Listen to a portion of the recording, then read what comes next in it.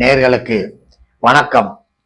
நான் ஜி கிருஷ்ணாராவ், ஸ்ரீ துர்காதேவி உபாசகர். இப்பொழுது குரு பகவான் குருவை பற்றி சொல்லப் போகிறேன். ஒரு ஜாதகத்திலே எந்த கிரகம் எங்கு வேண்டுமானாலும் எப்படி வேண்டுமானாலும் இருக்கட்டும், குரு மட்டும் நன்றாக இருந்தால் பார்வை செய்யக்கூடிய அளவிற்கு எங்கெங்கு கிரகங்கள் கிடைக்கிறதோ அந்த பாவத்தை குரு பார்த்தால் ஒன்றும் பயமில்லை, அந்த பாவம் சற்று புனிதம் அடைந்துவிடும். ஆகவேதான் சொல்லுவார்கள், குரு பார்க்க கோடி புண்ணியம் என்பார்கள்.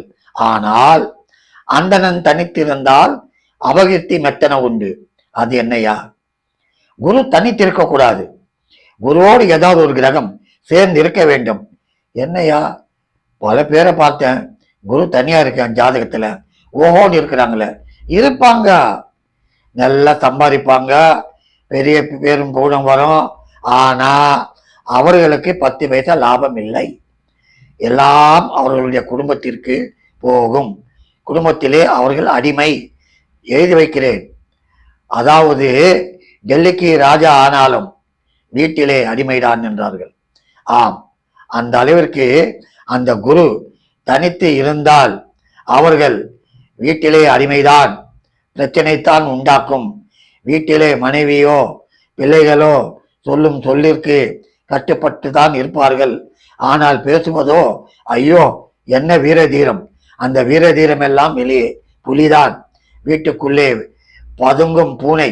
ஆம், சைலண்டாக இருந்து விடுவார்கள். ஆகவே குரு ஜாதகத்திலே எங்கு இருந்தாலும் அது பிரமாதமாக கோடி கோடியாக கொடுத்தாலும் அவர்களுடைய வாழ்க்கை துறவி வாழ்க்கை தான். பணக்காரனாக இருக்கலாம், அதை அனுபவிப்பவர்கள் யார் என்றால் அவர்களை சார்ந்தவர்கள், மனைவியோ மக்களோ அவர்கள்தான் அனுபவிப்பார்கள், தவிர அவர்கள் அனுபவிக்க முடியாது. சதா சிந்தனை, சதா போராட்டம், வாழ்நாள் முழுக்க ஓயா உழைப்பு, ஓய்வுக்கு ஓய்வு கொடுத்து விட்டு உழைத்து கொண்டுத்தான் இருப்பார்கள். ஆம், அதே நேரத்திலே குரு மகரத்திலே நீச்சமாகிவிட்டால் சொல்லவே வேண்டாம். 50 வயது வரை நீச்சல் அடித்து கொண்டிருக்க வேண்டும், கரையே தெரியாது. 50 வயதுக்கு மேல்தான் அவர்களுக்கு கரை தெரியும், கரை ஏறுவார்கள், சொந்த வீடு வண்டி வாகனம் வாங்குவார்கள். அதுவரை போராடி கொண்டு நீச்சல் அடித்து கொண்டு தான் இருக்க வேண்டும். ஆகவே நண்பர்களே, என்னுடைய ஜாதகத்திலே குரு இருக்கிறது என்று நினைக்காதீர்கள். குரு எங்கு இருக்கிறது, எப்படி இருக்கிறது என்று பாருங்கள். அவனோடு யாராவது சேர்ந்தாங்களா என்று பாருங்கள்.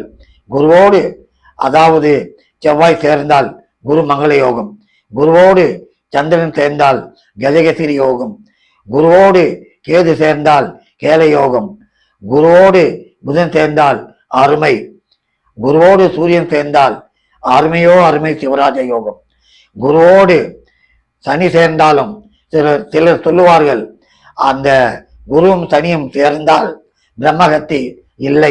என்னை பொறுத்தவரை காரணம், இரண்டும் சேர்ந்தாலும் அது சேரக்கூடிய இடம் நன்றாக இருந்து விட்டால் இந்த தோஷம் இல்லை.